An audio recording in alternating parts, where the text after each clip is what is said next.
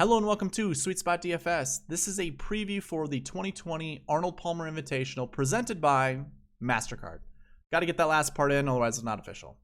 That's the whole tournament title. What can I say? Let's go ahead, look at what I will be going over in the video. I may be talking about course information, course history, recent form, the 2019 DK review, grass stats and swing stats for this year's tournament. But before I get into the video, I do want to remind you guys, you can watch this video in a faster speed. If you're on desktop, drag your mouse over my face, over the screen somewhere. You're going to find a gear icon right down there. Drill down on that. You're going to see playback speed. Select whatever speed you're comfortable listening to. I prefer 1.5. You certainly can do it on 2. And if you want to help a brother out, if you don't want to watch this whole thing and you want to, give me credit, mute the video. Put it on 2x speed and let it just play through. It'll do me wonders. But that's entirely up to you. If you're on mobile, go ahead in the top right corner, you're gonna see 3 dots that make a vertical line. This is both on Android and on iPhone. I just verified that today. Find playback speed there again, choose whatever speed you're comfortable listening to. And to make it even faster, I'm gonna have timestamps in the description of this video. Where you can just bounce to whatever segment you want to listen to. It's not going to hurt my feelings, so do with it as you will. This is for you guys. Okay, I'm also going to go through this much faster than usual. So if you guys want to see more of the information, I recommend pausing the video at any time. And if anything, maybe taking a screenshot, save the screenshots. That way you can, refer to it when you're creating lineups. Okay. Let's go ahead, get into the spreadsheet. Actually, course information first. So we're at Bay Hill Club and Lodge in Orlando, Florida. I know it says Bay Hill, Florida. Bay Hill is a suburb of Orlando. So you're going to hear Orlando all week, or you might even hear Bay Hill. It's the same thing. We're at 7,400 yards, par 72. Very reachable par 5s. Like it can be a low scoring affair. It just depends on the weather, whether it's windy or not. We're on Bermuda grass like we were last week. This is the Florida swing. So, we can look at golfers from last year or from last week. We can look at golfers from last year and try to determine what might be the edge for this week. And we'll go over that in the spreadsheets here coming up. Golf course was designed by Dick Wilson. I really don't know who that is. I haven't heard his name on any other PGA Tour event, any golf course that the PGA Tour plays on. So I don't think it's really relevant. We don't have to talk about it, and I'm not going to. Okay. Let's throw up the spreadsheet. I have results here. One thing to note, basically the score is either around 12 under or 18 under. And you can see that as I scroll through the years here. It just depends on weather. If the weather's perfect, we're going to have a Jason Day, Rory McIlroy type of tournament, even a Matt Every, 18 under, 17 under, 19 under. We'll go over the weather in the lineup construction video, which I'll have out either tomorrow or Wednesday. But for the time being, I'm not sure how to think of it, to look at it. Rory McIlroy is one of my favorite golfers this week. I think he can still play well, whether it's, windy or not. So I think having the bomber angle at this tournament might be beneficial, but it's not an end-all be-all, and we'll go over that in the DK spreadsheets. Again, not going to go over a lot of this in a lot of depth, but let's go ahead and bring up the course history here. One thing to note, your top guys, I have this sorted again by golfers that are playing in the tournament and then by average, just so you guys are aware. I'm sure you guys figured it out, but just again, we have a few golfers here that have only played once, and it's interesting that Rafael Cabrera Bello has only played here once, dating back to 2013. I felt like he probably would have played this a couple more times before, but I don't have data going past 2013, so his first time, pretty decent. So was Sung Jae Im's, and he won last week. So it's going to be interesting to see how he does this week. He might be a good candidate for back-to-back wins. It's not like we haven't seen that recently. Keith Mitchell, Matt Wallace, I'm not going to really talk about those guys. I do want to divert your attention to Rory McIlroy, Francesco Molinari, and Henrik Stenson, as they are the top golfers in this field for course history. And really, when we take out their worst scores, they really go low. I know you have to take that into consideration, but just look at that. You know, Henrik Stenson would be second in this field if you take out, you know, these golfers here at that only have one event under their belt, and that would be following Rory McIlroy. You can make a lineup going with Rory, starting with Rory, I should say, and then going to Henrik. Very doable and very attractive in my opinion, because I do think Henrik looked pretty good the last time we saw him play. I think he's kind of back on his game. It all will depend on how well that putter is treating him. But, you know, ball striking wise, what he's known for, I don't see, you know, really any weakness there. Again, take a screenshot. I'm done talking about course history. Let's go ahead and get to recent form. We're going straight to the 2019 recent form page. And the one thing I want you guys to keep an eye on, really, it's recent form. You know, take a look here. This is all color coded. 1 to 20 is that light green color. 20 to 40 is yellow. 40 to 60 is orange. 60 to 80 is light red. And anything greater than 80, which would basically be your missed cuts and withdraws. That's that dark red color. And 85 represents a missed cut. So basically, as we go through this, you're going to see you want either decent recent form or good recent form. And there will be times where we're going to see some golfers with poor recent form. I do believe that's kind of a little bit of, gosh, I can't think of the word, but again, we're on the Florida swing. We just got back from California, from Mexico, where we're on Poa annua greens. Now we're on Bermuda. Now the Bermuda golfers are going to be coming and playing well. And I'm sure as we look at these recent form averages, the golfers that are good on Bermuda that have poor recent form, you almost can negate that and have confidence in playing them. So I almost would say, I would almost recommend finding golfers with poor recent form that are good on Bermuda and putting them in a lineup or two, depending on how many lineups you're creating. I mean, if you're creating 10, you know, put them in 1 or 2, or maybe put them in all 10 lineups. Find your best guy that has poor recent form, like Justin Rose. You know, poor recent form, you're going to see he's pretty decent on Bermuda. Maybe he's a guy that you want to play. You never know. But yeah, as we go through this, I would say keep an eye on last week's finishing position, the recent form average, course history. I wouldn't so much look at last year performance, but you certainly can. You know, this is all for you guys. So as you can see, good to recent or good to decent. And as I scroll through, this is probably a little bit more decent to poor. 2017 is more decent to good. Course history is pretty good, except for these two golfers here. 2016, this is more decent to poor recent form. Course history, sure. Last year, not bad. One thing to take into account, so 2019 was the first time that the Honda Classic preceded the Arnold Palmer. Every tournament before that was the Valspar. So as you can see, that's what this VAL stands for, is Valspar.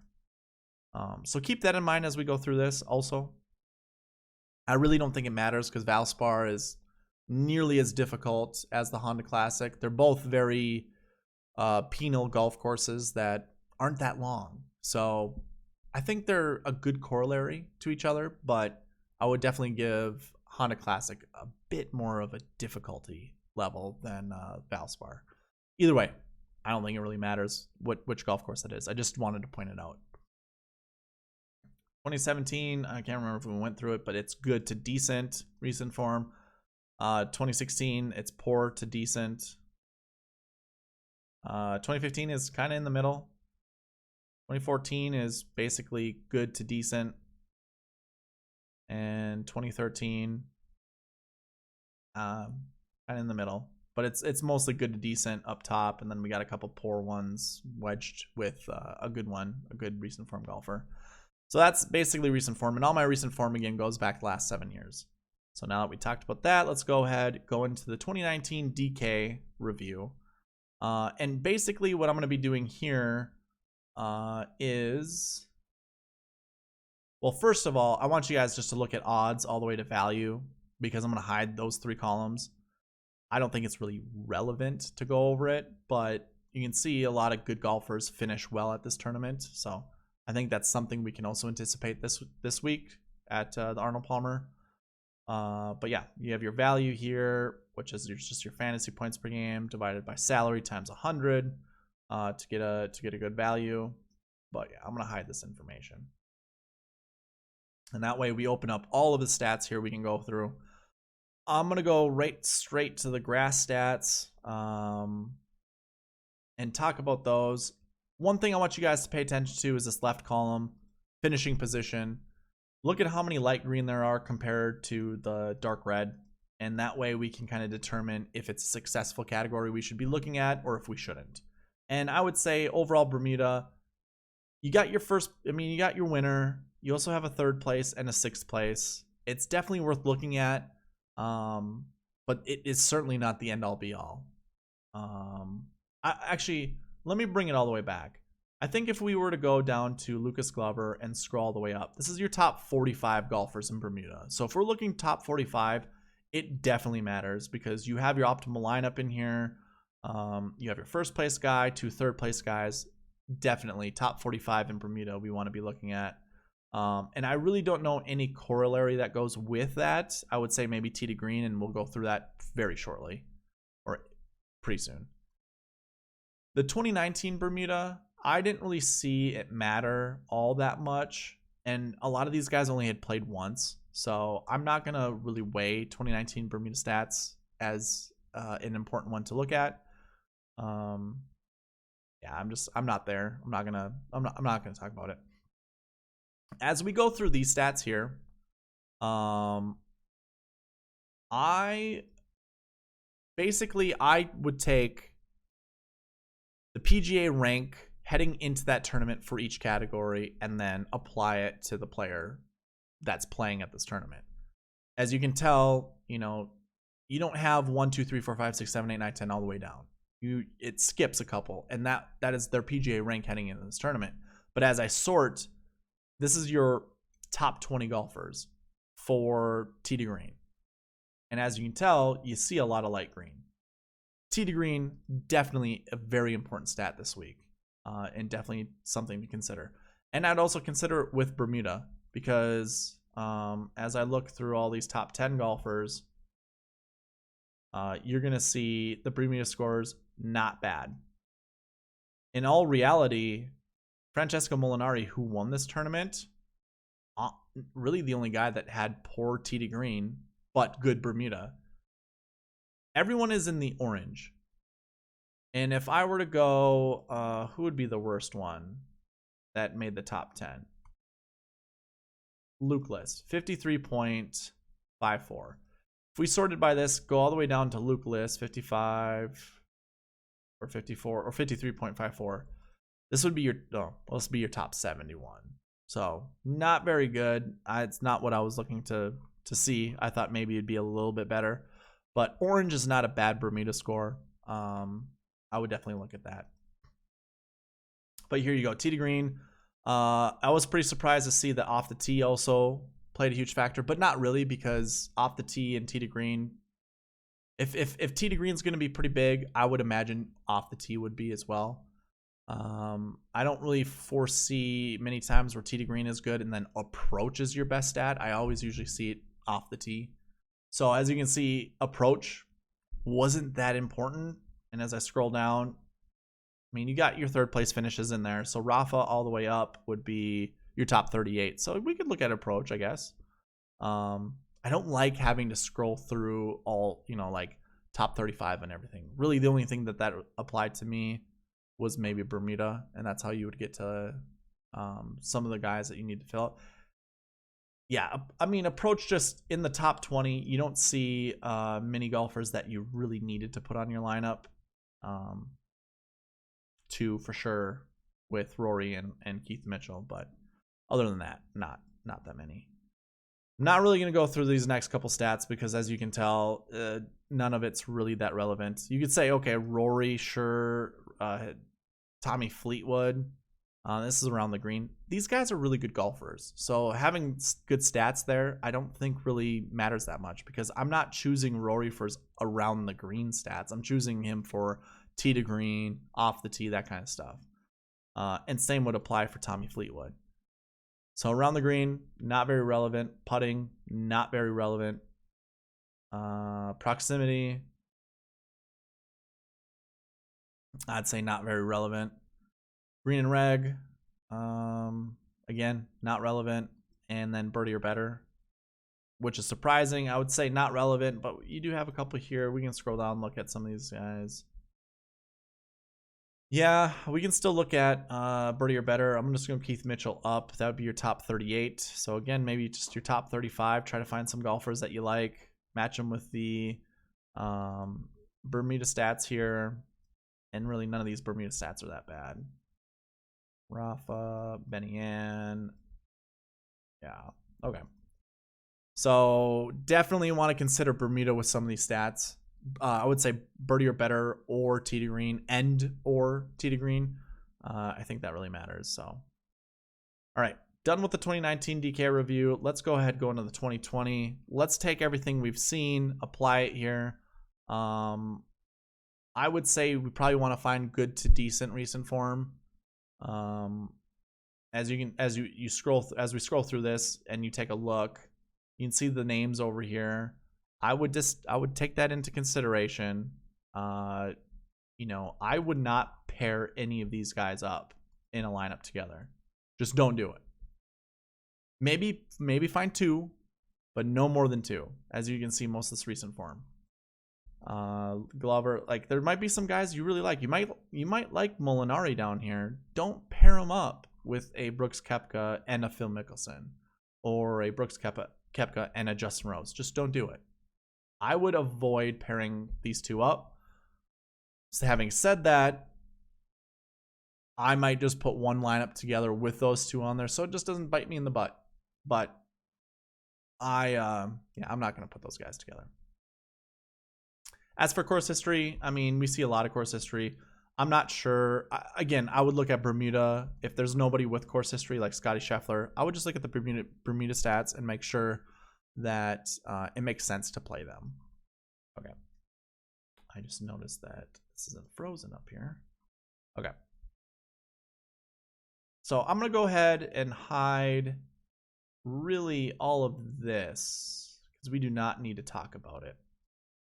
And then I'm going to hide these as well because we don't really need to see them either. We certainly can just to get some kind of idea of how well these stats look compared to how many rounds they've played or how many holes that they've played. But for the time being, I'm just going to go ahead and hide it. And now we have a full spreadsheet we can look at. We already looked at the grass stats. Well, we looked at the overall Bermuda. Did we? No, we didn't. Never mind. I'm sorry. We just got to the 2020 DK page. I won't lie. I already created a video earlier before this one, and I got all the way to the end of it, and my nose itched so bad that I could not scratch it. I had to. Not saying that that's something I should hold from you guys. It's just not one of those professional things that I want to be doing in front of you guys. So, anyways, here we go. Overall Bermuda. Again, we want to look at the top 35. So this is pretty close, all the way down to Matt Wallace, perhaps. I would go down to Bryson, top 41. Oh, it was top 45 is what we wanted. So here's your top 45. I might even go down to Sebastian because I really like the 23.53. Bryson, Kevin Na, Westwood. Now I'm looking at these top 10 Bermuda, but let's keep in mind 47. The number 47 is the overall Bermuda stat that we don't want to go over when we look at the rest of the stats and we combine some golfers. Overall, or top 10 Bermuda percentage, your top guy, Tommy Fleetwood, finishes inside the top 10, 53.33%, followed by Rory McIlroy at 50%, Rose at 45.5%, 45.45%. Sungjae 35.71. That obviously went up from last week. Same with Tommy's at least. Kisner 34.55. That's pretty impressive. That almost seems unrealistic, but he is a pretty decent Bermuda golfer. So I'll have to verify that, and I'll tweet something out if it's not correct, but I do believe that is correct. Either way, pretty solid. Henrik Stenson, Hovland. Hovland only has 3 events under his belt, so I'm not sold on it. 3 events means one time he finished top 10. This year he missed the cut. Last week he missed the cut. So he has a top 10, a missed cut, and probably something in between to get this 43. So keep that in mind. Jason Day. I'm not going to go through all these. You guys can obviously see it. Go ahead, take your snapshots. Do what you got to do. 2020 Bermuda didn't really matter, so I'm just going to leave it right here. Look at it, screenshot it, whatever you think is important, do it, but we're moving on. All right, tee to green. So one thing to discuss is how many golfers here we don't have stats for. Really, I wouldn't look at these golfers all that much. Maybe Christian Bezuidenhout, because he's actually pretty decent. The rest of them, and Tyrrell Hatton. I'm more of a Hatton guy on POA than I am on Bermuda, but I believe his Honda Classic finish last year was pretty decent, if I remember, or it was the year before. So Bermuda might not be that difficult for him. I would probably stay away from these guys, and these guys right here I probably would consider a little bit. And you can see who they are. Justin Rose, Henrik Stenson, Brooks Koepka, Lee Westwood, Charles Schwartzel. They're all pretty decent golfers. Now that you see this, go ahead, pause it, look at the golfers, write it down, whatever. We're going to go and hide those golfers now, so we have a cleaner looking spreadsheet. So basically we want to look at tee to green paired up with good Bermuda stats. 47 was the number we want to stay under. You got that right here. You don't have it with Tony. I think, put it this way, if I'm making 100 lineups, I'm putting him in one lineup. That's it. I'm staying away from Tony Finau this week. And in that one lineup, I will make sure to pair him up with someone who I think actually will win the tournament, like maybe a Rory McIlroy. Fleetwood, super good. These guys, super good. DeChambeau still fits in there. Harold Varner III does not. Neither does Joel Damon. Here we go. These 2 golfers. Mark Leishman, Ben Ann. Just this guy, Adam Scott, Ian Poulter. I could venture down to Corey Connors, although, again, we want to stay above 47. I'm just giving you guys something to look at. Sebastian Munoz is somebody we wanted, so we're getting close to that top 35. Patrick Reed. I actually like Patrick Reed this week. Russell Knox, I would take in consideration. So as we go up from here, I'm going to go up from Emiliano Grillo and see if that's 33 golfers. Okay. So really, I do like Grillo, especially with his Bermuda and tee to green. I know he burned a couple people last week getting a missed cut, but I don't think that really hurts him. And when we look through the bucket system in our lineup construction video, it's not going to matter that much. The rest of these golfers, maybe right here, Ryan Moore. Let's say the rest of them we can forget about. Maybe talk about Scott Piercy, Kevin Kisner's down here. That would probably be my low end. Kisner, that'd be your top 44. For tee to green, that is. So let's go ahead and look at off the tee. No surprise here. Cam Champ at the top. Bryson at the top. Really, I like Tommy and Rory. Very difficult golfers to not play this week. Fleetwood might have a little residual effect from his poor finish last week. I mean, he played well, and then he went for it on 18. So I'm not going to call it poor. It's just an unfortunate finish, and he's going to hear about it. So we'll see how much resiliency he has to get over that kind of thing. I'm not going to say it's going to deter me in playing. Okay, it will a little. Instead of playing 20% of Tommy Fleetwood, I'm going to play 15. It's probably just going to be a change of maybe, I don't know. I don't really want to give like a static number. If I was only going to play him in 5% of my lineups, now I'll change it to 4% or 3%, whatever I can get it down to make it that next number lower. So either way, Xander's up there. Bubba's up there. Those are golfers I like. Sung Jae's up there for off the tee. Go ahead. Pause the video. Take a screenshot. We'll go over approach. Approach didn't really matter as we looked at the 2019 DK page. But you see a lot of really good golfers at the top here. And a lot of good Bermuda. Again, I would pair any of these stats up with Bermuda of 47 and below.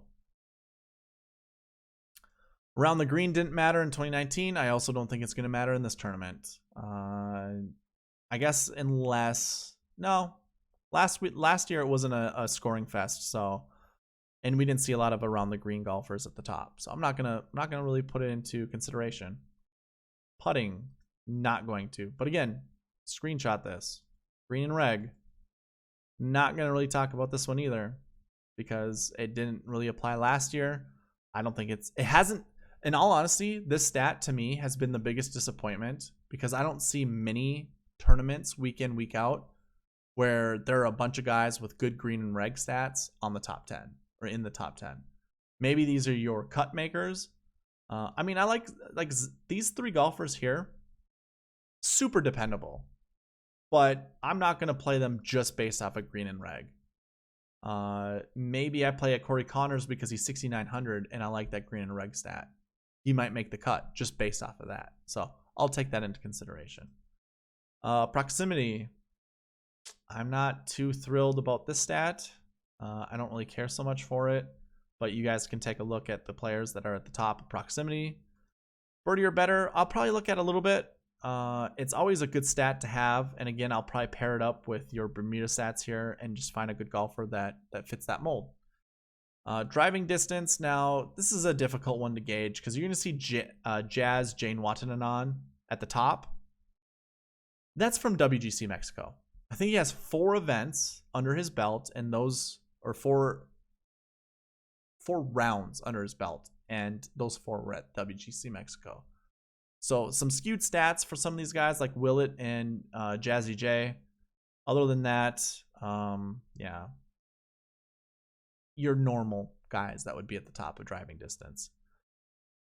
I don't think driving accuracy is really going to play a huge factor, but here you guys go. You guys can screenshot it, look at it, feel comfortable playing some of these golfers, but really, I don't think it's that important. And then good drive percentage. This probably plays a little bit more of a factor, so I like Xander for a top price guy because of this. He's got great green, good drive percentage to go along with tee to green.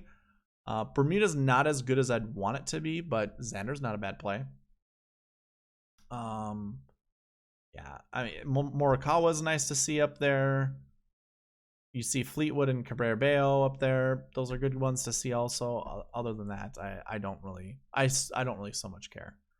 So yeah, that would be the conclusion of what I'm going to be talking about in the preview.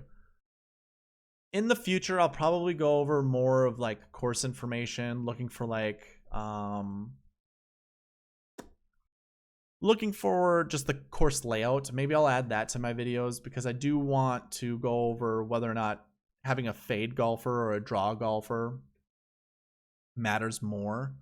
And it would be good to have that analysis also to see any of the dog legs and how important it is.